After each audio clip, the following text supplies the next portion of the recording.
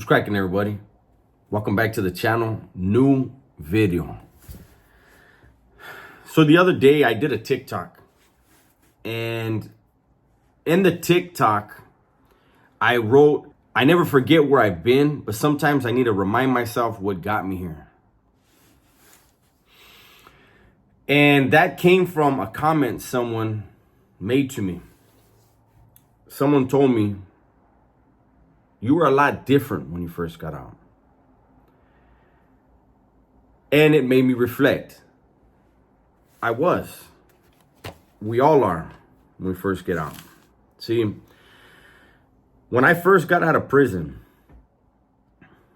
I was actively engaged in my self-help. I actively applied the tools that I learned in self-help to my daily life, my daily thoughts, my daily way of thinking. You know, I actually created a course in prison, and to this day it's taught. As far as I'm aware, it's still being taught. A lot of people don't even know that it was me. They know the name of the person, but they don't know me, right? And that course has helped a lot of guys get out of prison. Guys that I mentored, I used to bring out guys and mentor them, and every single one of them that was a lifer went home. And I can honestly tell you that being out now 7 years, I'm very rusty. I believe it's second nature to me, but I do catch myself, as grateful as I am for this opportunity, as thankful as I am for this opportunity, I sometimes catch myself, and it's not often, but it shouldn't happen at all. I do sometimes catch myself complaining about something.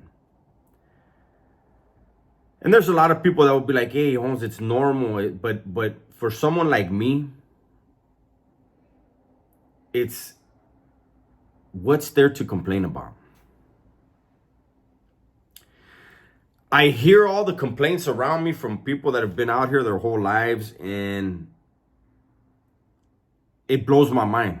But then when I catch myself complaining about something, I'm like, that's even worse. I was born into criminality. I was born into violence.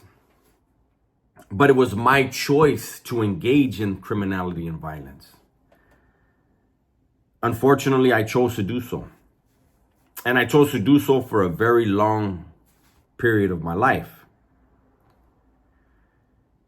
I can remember a point in prison where everything pretty much, when something would come up, was fuck them, kill them, whack them, kill them, fuck them.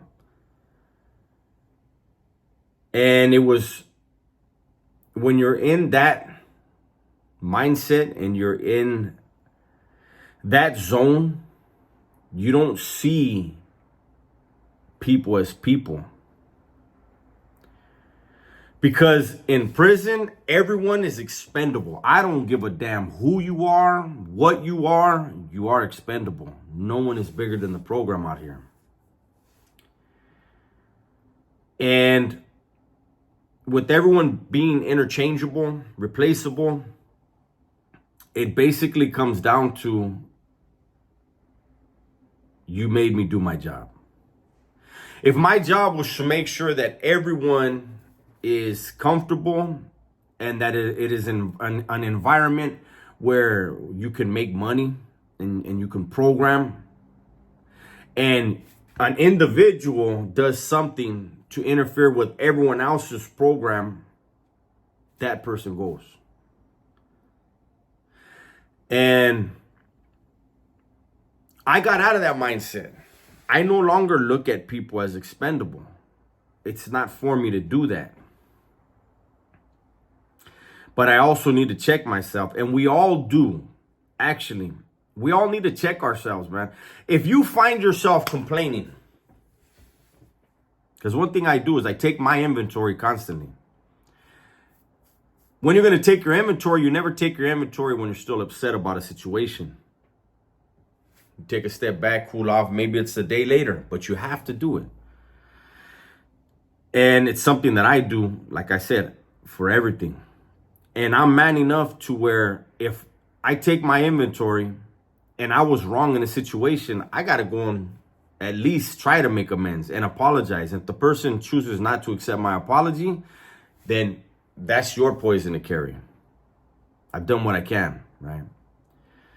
So if I catch myself complaining, I got to put stuff into perspective. And I think that's what I want to do with this video is remind everybody, man, that whatever you're complaining about, I promise you there's someone in a worse situation.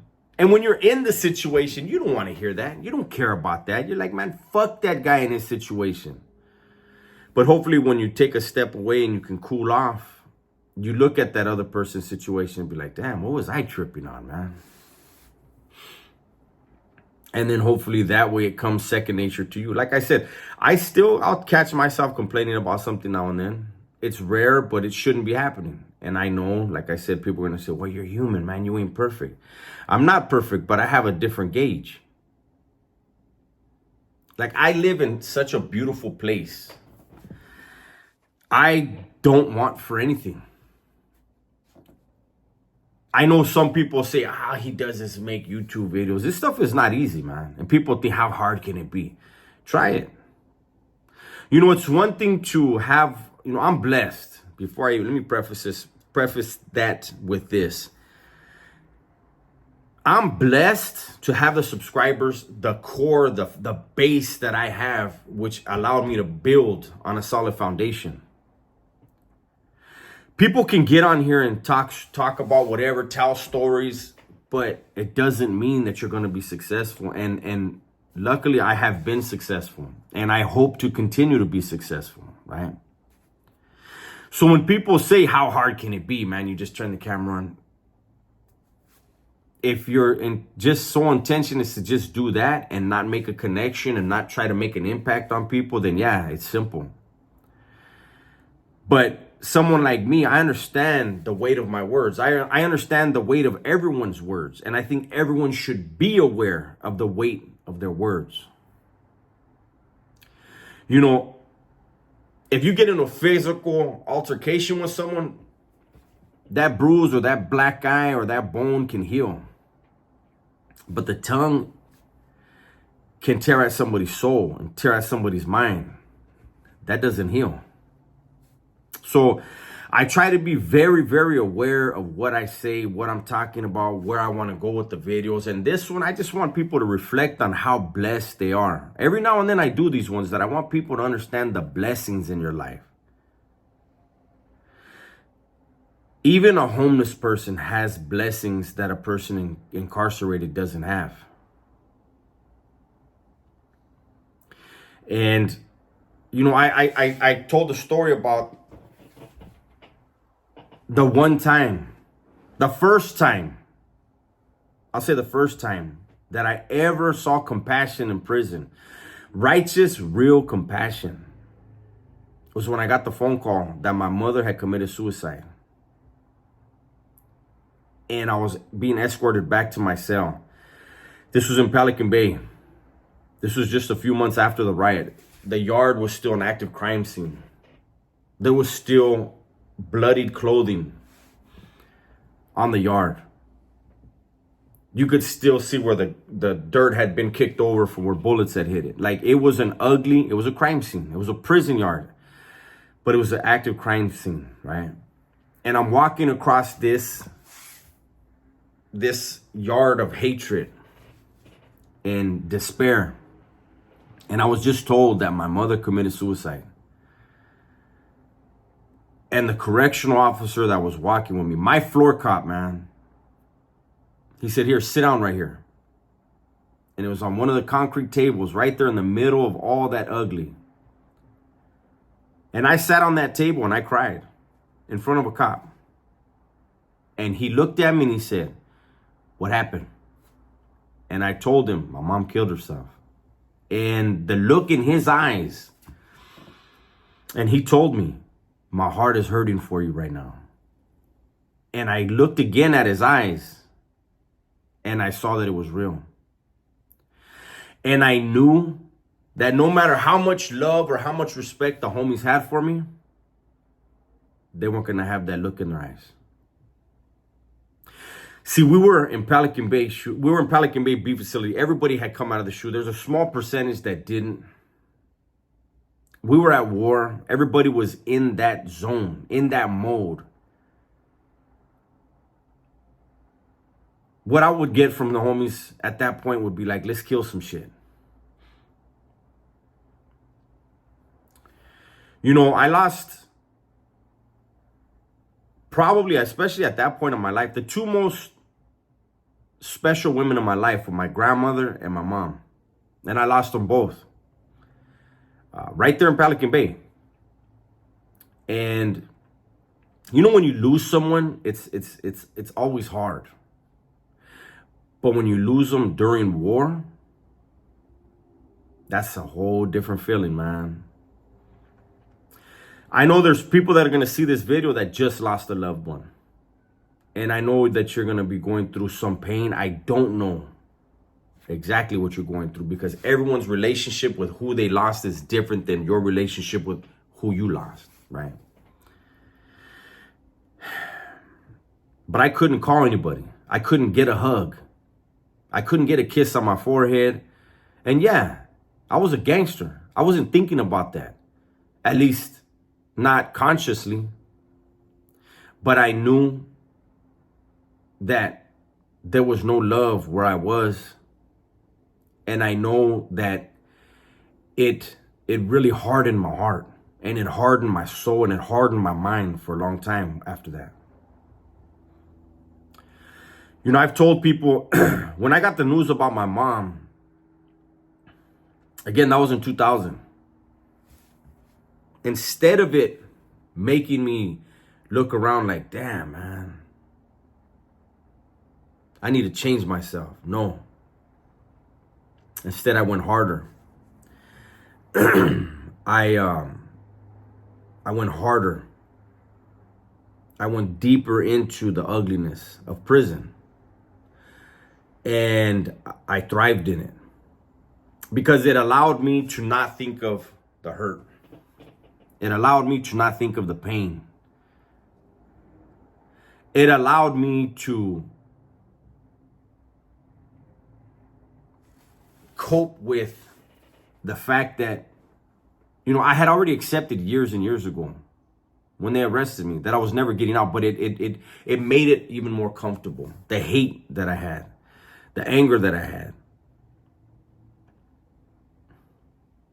And it was necessary for what I was doing. And people out here, when you lose someone you love, at least you have loved ones around you, and you feel that humanity and that compassion and that love. And it doesn't allow hate to envelop you, your heart, your mind, your soul. It doesn't have you looking at somebody who's your cellmate or your neighbor that you breaking bread with, and for a minor infraction, be like, fuck him. So I have no right to complain about stuff when I know the world that I lived in, the world that I functioned in, and the decisions that I personally made. You know, I can get caught up in, you know, the negativity of the trolls. And, you know, people tell me on the side, like, homie, they ain't never been through what you've been through. They're not even on that level. And they're right. People that don't even know me will tell me in the comment section, like, that ain't you. It's never been you. And they're right. You know, for years, I kept my mouth shut and I let the trolls do all that. And they took my silence as weakness. I heard them even brag about it, right? And it was like, the old me is always in my ear. I don't ever want to be that guy. This video is all over the place. Sometimes you guys say you need the ones that are all over the place. I just want people to know that I really do care. When people have asked me, why did you start a channel? It goes back to when I went to board.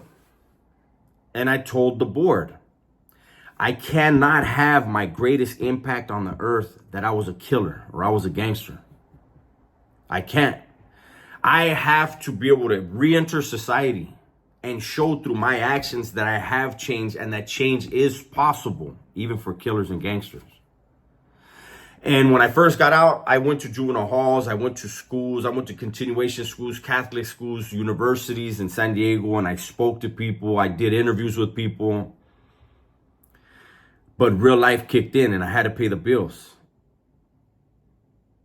And so YouTube was my therapy. YouTube has and always will be my way to reach out to you. To the one right now that's feeling my words, that needed to hear this. I appreciate you listening. And I appreciate the kind words that I get from so many of you guys. So I'll go ahead and end on that note. Remember, you are valued, you are loved, you are cared about, man. It's my video for the day. Hopefully you enjoyed it. Everybody, please be safe, be smart, and tell the ones you love that you love them. I'm out of here.